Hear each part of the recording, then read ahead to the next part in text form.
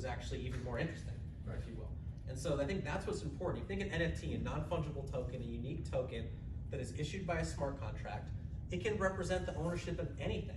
Like we've got an art gallery out there, right, that's showing fine art. Another really popular thing that's is these collectibles, these profile picture, these things that look like shit, basically, and are worth 6 figures plus. And so, you know, we'll talk about those right afterward, but why can't an NFT represent an event ticket? You know, why can't it be a membership pass? Well, you know, why can't it represent ownership of property? And we're seeing all these things happen now, and this is really what gets us excited about the future of NFTs, and why when people think of NFTs, if they're just thinking about art, they're just thinking about collectibles and some of these things that are worth so much money, they really aren't kind of wrapping their head around what the true opportunity that NFTs bring, which is almost unlimited in its kind of scope. And so this is happening right now. Like there's a digital trading card games. People are issuing event tickets as NFTs. There's membership passes that are NFTs. And ownership of property, metaverse land is bought and sold as an NFT. So when we wanted to build our first metaverse land, we purchased the NFT that gave us rights to it. Yeah. Someone actually put an actual building in New York City up saw that seed recently. And with the deed and everything. There you go. Yeah. And that's exactly it is. In all honesty, deeds and things like that are a great use case for it. And you know, obviously you don't want to put it, you know, right to the flames, and it's a huge, hundreds of thousands of dollars worth of assets in a deed. But it's the perfect medium for a deed. It's completely transparent. You can see your whole entire history of whatever that deed was. Like it's not on paper. So those are some of the things where it's not sexy. It's actually probably the most least sexy thing that cryptocurrency and smart contracts have to offer. But it is extremely revolutionary and potentially better for all of us individually, to kind of cut out some of these places that might not need to exist. Like if I want to buy your house, can I just send you an amount of Ethereum and that transaction would be totally automated? It does make sense, and it's extremely exciting, but that's going to come with time. That's going to be a tough one to get through. Definitely going to come with time, and I think that's what's interesting is that all these different industries are going to find ways to start incorporating this technology to create efficiencies. And that's why like the impact of blockchain technology is really, the potential is so exciting to us because of so many different ways that these inefficient processes, whether it's, you know, banking, you know, whether it's finance, you know, whether it's, you know, ownership of property, you know, could really be changed, you know, with this concept. And so you may have come here to learn about NFTs, and we're thinking just about, you know, art. And so what we say is it's so much more than that. And we say that as gallery owners and as champions of NFTs as fine art, which is a good transition into the next thing. So let's see here. Common examples of NFTs. And so right now, like the big things that brought so many people in are collectibles and fine art. And they've been getting the headlines. On the left is a collectible. This is Jimmy Fallon's Bored Ape.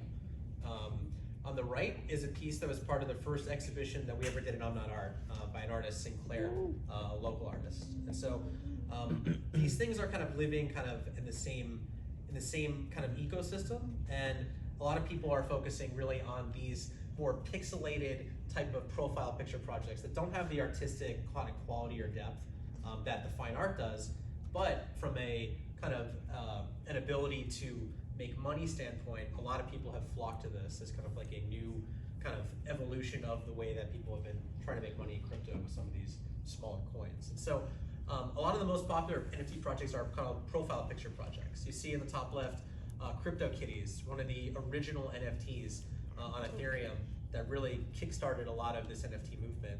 On the right, you've got a CryptoPunk. CryptoPunks were the most valuable collection until the Bored Ape Yacht Club, which is the one below, passed them there. And then you have something called Cool Cats here. And oftentimes don't have the artistic kind of, you're looking at it, you're like, why is this Bored Ape worth, you know, $100,000? And it's because it's become a lot of people's digital identity. You see a lot of people on social media using these things as their profile and getting a lot of credibility inside these communities. Double-edged sword, because it also, as it becomes people's identity, it's very hard for people to sell if they only have one, which makes it a very great kind of concept for the real sharps that get a lot early or are thinking about it in that regard. Because as it becomes more your digital identity, if you sell it, you're almost out of the club, if you will. It speaks to that membership NFT concept in a way. An example for Bored Ape Yacht Club, a couple weeks ago in New York City for NFT, NYC NFT, there was a big warehouse they had in Brooklyn with all these great entertainers and this whole experience, and that's providing value. Say, hey, why do I want to own this? Because I get access to that type of stuff. And last thing is, we don't think it should be confused or diminished like actual NFT art. Like NFT art really has taken off, really championing digital art, which never really had it wasn't really established or respected really as a medium, and was hard to kind of sell. And there weren't existing marketplaces that really made a lot of sense. And so this NFT, it really has changed all that stuff. The new Digital Aborting in Chicago was the first exhibition we did. So we opened last June. We wanted to really showcase kind of Chicago. And so we reached out, we worked with 7 Chicago-based artists that created work that was inspired by Chicago. Willis, she's got another piece. She wasn't able to make it today. She was feeling under the weather. But we got another piece outside, the animated one by the entrance is from Willis. And Sophie Studevant is also just making waves right now in the NFT space. And so what's been great is to see kind of these local artists really thrive like in this ecosystem. And because we started this a year ago, the things that Willis and Sophie are now doing are just amazing in terms of shining light on the city of Chicago. I'm gonna play a quick video here of that event. So we didn't know what to expect kind of when we opened it up, and we were overwhelmed with the community that formed around it. And we, thanks to Eddie, were able to capture. What's up, Marquand? Woo! What's up, dude? So this is showing the different artists, the different pieces from this initial, we call it the new Digital Aborting That's the events I've been going to. And we're actually thinking about kind of reviving that concept in a new way this year. Potentially even doing something here with the tower. And so we're teasing that a little bit outside, but we think the new Digital Aborting in Chicago is a great way to kind of showcase local art and kind of elevate it and get kind of the global kind of awareness and recognition that we're able to do. There's Willis going through the different artists. Probably see you on here, bro. Maybe.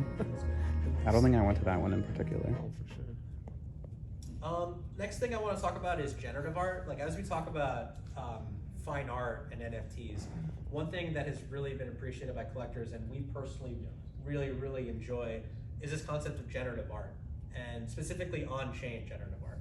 And what you're seeing here is not made by a person. Some of these things look pretty simple. They can get a lot more complex. It was actually made by a piece of code. An artist wrote a piece of JavaScript, a piece of code that said and experimented with the concept of how many different ways can you tie a string around a number of pegs in terms of the layout, the color, all those different concepts. And so Dmitry Cherniak, it's a very famous generative art collection as part of Art Blocks, which is kind of the pioneer in the space of on-chain generative art.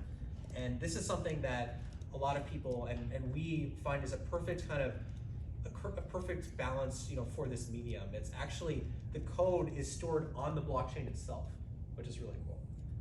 And it allows you to basically have this piece that scales into amazing resolutions, and some of these early collections are being kind of auctioned off at the Christie Sotheby's of the world, and so some of these are really going to be appreciated as fine art, and we really like these.